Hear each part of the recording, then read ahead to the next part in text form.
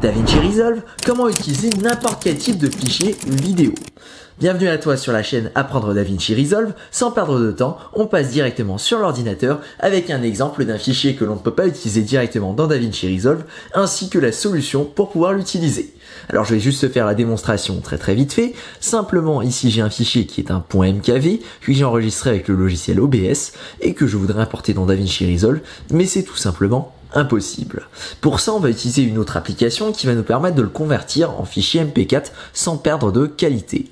Pour ça, on va simplement aller donc sur ton navigateur préféré et on va taper nBreak logiciel. Maintenant que tu as fait ta recherche, on va simplement télécharger le logiciel. Donc on va aller sur leur site à eux et on va cliquer pour télécharger le logiciel donc au format Windows 10. Voilà. Donc suite à ça, tu auras un petit onglet pour installer le logiciel et puis moi je vais jump cut directement sur le logiciel histoire que tu puisses voir à quoi ça ressemble. Je fais pas le tutoriel pour l'installer, c'est tout simple, tu cliques simplement sur installer et tu lui dis OK, tu acceptes juste les conditions d'utilisation, très basique. On va juste ouvrir donc le logiciel, on va ouvrir nBreak. Voilà, le logiciel est là.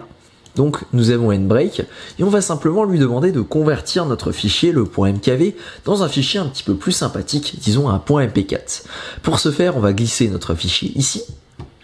Voilà, et on va lui dire, donc on va aller dans vidéo, on va lui dire, donc actuellement il a un codec, ok, donc il a un certain codec, il a certaines capacités, et nous ce qui va nous intéresser, ça va surtout être donc de le faire repasser dans notre encodage, et pour ce faire, eh bien on va simplement cliquer donc sur vidéo, MPEG 4, voilà, et en cliquant là-dessus, on va simplement cliquer donc sur démarrer l'encodage.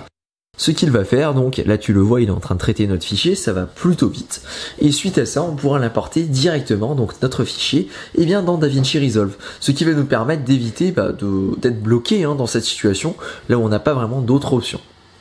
Donc toc, il a terminé. Alors où est-ce qu'il l'a sorti? Très simple, il l'a sorti donc dans l'onglet vidéo de ton ordinateur. Là, tu as ton fichier .m4v, c'est exactement le même que précédemment, et tu as juste à venir l'importer dans DaVinci Resolve, et là, génial, ça fonctionne, tu as ton fichier directement là-dessus. Voilà, super. Tu peux donc maintenant importer et modifier n'importe quel fichier vidéo, histoire qu'il soit fonctionnel directement sur DaVinci Resolve. Si tu as besoin d'aide pour quelque chose en particulier sur DaVinci Resolve, laisse-moi un commentaire sur cette vidéo, j'en ferai un tutoriel. Et n'oublie surtout pas de t'abonner et d'activer la cloche pour être sûr de ne pas louper la solution à ta problématique. Sur ce, je te remercie et je te dis à la prochaine.